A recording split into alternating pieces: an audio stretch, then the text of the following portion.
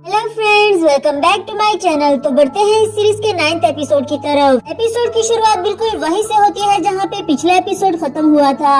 हमारी नैनजिंग तो ड्रंक है मगर जुआन भी उसकी तरफ खींचा चला जा रहा था। नैनजिंग उसका माउथ वाइप करने के लिए टिश्यू लाती है और जुआन उसको देखता रहा। इससे पहले कि उसका माउथ वाइप कर पाती उसके शोल्डर पर ही सर रख कर सो गई। आफ्टर दैट जुआन उसे उठाकर उसके रूम में ले आया और नैनजिंग ने सोते हुए उसका हाथ पकड़ लिया, उसको जाने नहीं देती। जुआन भी वही उसके पास बैठकर उसे देखते देखते ही सो गया। नेक्स्ट मॉर्निंग का सीन दिखाया जाता है जहाँ जैसे ही जुआन को जाग आई वो अपना हाथ छुड़ाकर जाने ही वाला था। यहाँ नैनजिंग ने भी आंखें खोलकर उसे देख लिया मगर इसे अपना ख्वाब समझकर वापस सो गई। फिर जैसे ही मॉम आती है उसे उठाने के लिए जुआन के पास जाने का मौका तो नहीं था, इसलिए वो फौरन से बेड के नीचे छुप गया। यहाँ नैनजिंग को भी कुछ याद नहीं आ रहा सिवाय इसके कि कल वो सीसी के साथ डिनर पर गई थी। तभी उसे कल रात के आइसक्रीम वाली विजन दिखे और वो फौरन से सज जाने के लिए जुआन के घर भागने लगी। तो इधर जुआन भी उसके जाने से पहले ही विंडो के थ्रू भागकर चेंज कर लेता है। ड्रिंक की बोतल छुपा दी, अच्छे से साफ सफाई करने के बाद उसके लिए दरवाजा खोलता है और ऐसे दिखा रहा था जैसे वो अभी अभी ही उठा हो। पहले तो जुआन को सिर्फ नैनजिंग की मेमोरीज तंग करती थी, अब तो उसे देखकर जागती आंखों से भी सपने देखने लगा। इधर नैनजिंग अंदर आकर अपनी इंक्वायरी करती है कि कहीं जो मैंने विजन देखे वो सब कुछ सच तो नहीं था। जुआन से पूछने भी लगी कि क्या कल रात में तुम्हारे पास आई थी। वो बोला मुझे क्या पता, मैं तो जल्दी ही आकर सो गया था ना, मुझे तो कुछ भी नहीं याद। ये भी सोचने लगी तो फिर वो बेयर और आइसक्रीम मेरा ख्वाब ही होगा। जुआन बोला हाँ वो तुम्हारा ख्वाब ही होगा, अब घर जाओ मैं बात लेने जा रहा हूँ। घर जाने से पहले नैनजिंग उसके रूम में जाती है जहाँ बेड को देखकर ऐसा नहीं लगता कि जुआन यहाँ रात को सोया था। वो फौरन से बेड पर लेटकर उसे बताता है कि रात को मैं इस पोजीशन में सोया था इसलिए तुम्हें नहीं लग रहा। उसका बेल्ट नीचे पड़ा हुआ देखकर नैनजिंग कहने लगी तुमने कितना गंद मचाया हुआ है, और जुआन तो उसे देखकर एक बार फिर से सपनों में खो गया। खुद पर कंट्रोल करते हुए बोला तुम अभी तक यहाँ क्या कर रही हो, अपने घर जाओ ना, ऑफिस के लिए लेट हो जाओगी। नैनजिंग उससे पिंकी प्रॉमिस लेने लगी कि तुम मुझसे झूठ तो नहीं बोल रहे ना, और यहाँ जुआन को देख कर उसे लग रहा था कि शायद इसकी तबीयत खराब है। जुआन की तबीयत तो वाकई ही काफी ज्यादा खराब हो गई। उसे खुद को भी समझ नहीं आ रही कि अपने आप को कैसे ठीक करूं। आफ्टर दैट उसे नैनजिंग का थैला दिखा, जबकि वो तो नैनजिंग को कल रात के बारे में कुछ भी पता नहीं चलने देना चाहता, इसलिए चुपते छुपाते हुए उसके घर में फेंक आया। नेक्स्ट सीन में हमें नैनजिंग को दिखाया जाता है जो लेट होने की वजह से भागते हुए ऑफिस आ रही थी और पहुँचते साथ ही मिस जाओ ने बताया कि तुम्हें बॉस ने ऑफिस में बुलाया है। फिर जैसे ही ऑफिस में इंटर हुई बॉस उसकी खातिरदारी करने लगा क्योंकि ये किंग को डील करने के लिए उसे नैनजिंग की हेल्प जो चाहिए। उससे कहता है ये किंग के साथ मेरी मीटिंग फिक्स कर दो, लेकिन ये भी नहीं जानता मीटिंग होनी किस लिए है, ये भी नैनजिंग पर छोड़ दिया। सीन शिफ्ट होकर जुआन पर आता है जो कि नैनजिंग से रिलेटेड सारी ही चीजें उठाकर घर से बाहर फेंकना चाहता था, लेकिन उसकी ये नाकाम कोशिश भी फेल हो गई क्योंकि नैनजिंग उसे हर जगह दिखाई देने लगी। अब उसे अपना घर छोड़कर ही भागना पड़ा। बेचारे को क्या पता था कि जिस नैनजिंग से वो जान छुड़ाना चाहता है उसके गले ही पड़ जाएगी। दूसरी तरफ यहाँ नैनजिंग काफी कंफ्यूज होकर ये किंग के पास आती है, उन्हें बॉस के साथ मीटिंग के बारे में बताया। ये किंग मीटिंग करने के लिए मान गई, ये तक नहीं पूछा कि मीटिंग किस हवाले से होनी है। इस पर तो नैनजिंग और भी ज्यादा कंफ्यूज हो गई। ये किंग उसे देखकर स्माइल करते हुए बोले तुम्हारे बॉस को समझना थोड़ा मुश्किल है, लेकिन मैंने उनके साथ काफी टाइम गुजारा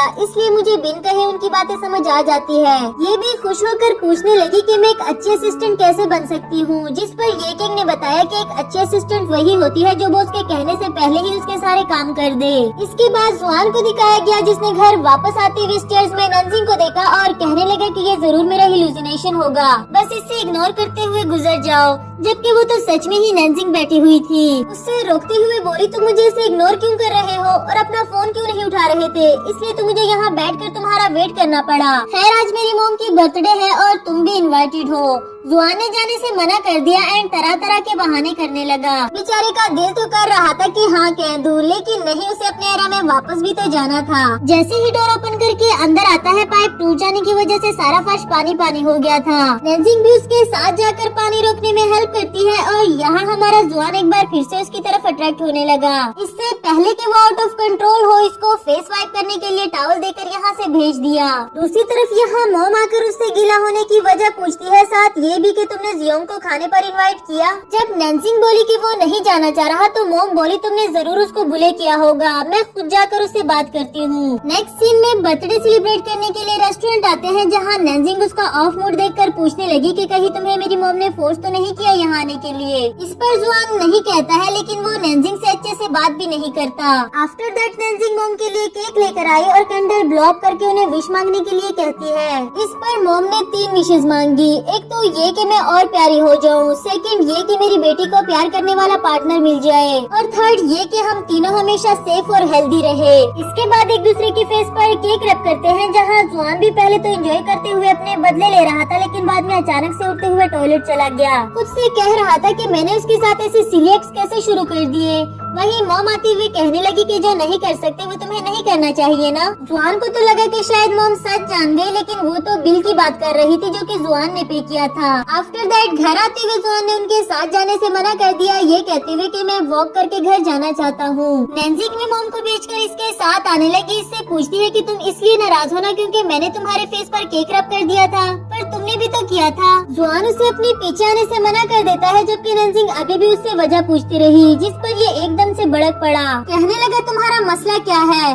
तुम्हें खुद समझ नहीं आ रही तुम मेरे साथ क्या कर रही हो, कभी मेरी फीलिंग्स के बारे में पूछा तुमने? ये कहकर वो वहाँ से चला गया। इसके अगले ही सीन में नैन्जिंग घर आते हुए सोच रही थी कि वो अपना एरा छोड़ कर आया है तो उसका गुस्सा करना कोई बड़ी बात तो नहीं। इधर जुआन का काफी बुरा हाल हो गया है। वो नैन्जिंग को नहीं सोचना चाहता, लेकिन उसे अपने दिलो दिमाग से भी नहीं निकाल पा रहा। खुद को डिस्ट्रैक्ट करने के लिए बुक्स रीड करने लगा, पर वहाँ भी उसे नैन्जिंग की पिक्चर मिली। इसके बाद वो इंटरनेट की हेल्प लेता है, जहाँ लिखा हुआ था कि लव एक ऐसी फीलिंग्स है जिसका कोई सोल्यूशन नहीं, और अगर वो तुम्हें प्यार से ट्रीट करे तो फिर तो तुम्हें उसकी तरफ अट्रैक्ट होने से कोई नहीं रोक सकता। ये देखकर तो वो और भी ज्यादा डर गया। ऊपर से नैन्जिंग ने सॉरी का मैसेज भी कर दिया, ये कहकर कि तुम्हें मेरी मॉम ने फोर्सफुली बुलाया था, कल मैं तुम्हारे साथ वहाँ जाऊंगी जहाँ तुम्हें जाना पसंद है। मैसेज रीड करने की देती और यहाँ हमारा जुआन एक बार फिर से उसकी तरफ अट्रैक्ट होने लगा। अब तो वो जितनी मर्जी कोशिश कर ले, बचकर कहाँ जाएगा। नैन्जिंग उसके मैसेज का वेट करती रही, लेकिन वो कोई रिप्लाई नहीं देता। अगली सुबह ऑफिस जाने से पहले नैन्जिंग एक बार उससे मिलना चाहती थी, मगर ये सोचकर नहीं जा सकी कि शायद वो अभी भी गुस्से में हो। सीन शिफ्ट होकर जुकेन पर आता है, जो ये किंग को अपने साथ एक पेंटिंग एग्जीबिशन दिखाने के लिए ले आया था, बिकॉज उसे पेंटिंग्स काफी ज्यादा पसंद है। जैसा कि नैन्जिंग ने बताया था कि तुम्हें ये किंग को वहीं पर लेकर जाना चाहिए जहाँ जाना उसे पसंद हो। बेचारा जुकिन तो उसे यहाँ अपनी फीलिंग्स बताने के लिए लाया था, लेकिन ये किंग को तो बिजनेस के अलावा और कोई बात ही नहीं करनी आती। जिस आर्टिस्ट को ये किंग ने इंटरनेट पर अपना बिजनेस प्रपोजल सेंड किया था, फॉर्चुनेटली यहाँ वो भी आया है। ये तो मजे से जाकर उससे बातें करने लगी और जुकिन उसे देख देख कर बोर होता रहा। इसके बाद ये किंग काफी ज्यादा खुश होती है, उसको थैंक यू करती है कि मुझे यहाँ लाकर तुमने मुझे बहुत बड़ा सरप्राइज दे दिया। सीन शिफ्ट होकर नैन्जिंग पर आता है, जो ऑफिस में बार बार अपना फोन चेक करती रही, मगर जुआन का अभी तक कोई रिप्लाई नहीं आया। दूसरी तरफ जुआन को दिखाया गया, जो अपना स्ट्रेस रिलीव करने के लिए स्केचिंग कर रहा था, और उसे ये तक पता नहीं चला कि उसने तो नैन्जिंग को ही ड्रॉ कर दिया। ये देखकर वहाँ से भाग निकला, फिर कुछ एक्सरसाइज करता है, लेकिन ये भी उसके लिए हेल्पफुल नहीं थी। यहाँ से भी जाने ही वाला था कि नैन्जिंग का मैसेज देखता है, जिसने शाम 6:30 बजे मिलने के लिए बुला लिया था। पर जुआन उससे मिलने के लिए कहाँ जाने वाला था, उसे तो नैन्जिंग की मेमोरीज से रिलीफ चाहिए। आराम से बैठकर मेडिटेशन कर ही रहा था कि वहाँ जुकेन भी आ गया, यानी कि दोनों का सेम मसला है। यहाँ जुआन को नैन्जिंग की कॉल आती है, जिसे वो पहले तो रिसीव नहीं करना चाहता, लेकिन बाद में रिसीव करते हुए बोला, मैं तुमसे मिलने के लिए नहीं आ रहा और ना ही मुझे तुम्हारे साथ कहीं जाने में कोई इंटरेस्ट है। बेचारी नैन्जिंग खुद से ही कहने लगी, इसको हो क्या गया है, गॉड कोई तो मेरी हेल्प करे, इसको कैसे मनाऊं। उसके कहने की देर थी और यहाँ जुआन टेलीपोर्ट हो जाता है। इसी के साथ हमारा ये एपिसोड भी खत्म हुआ।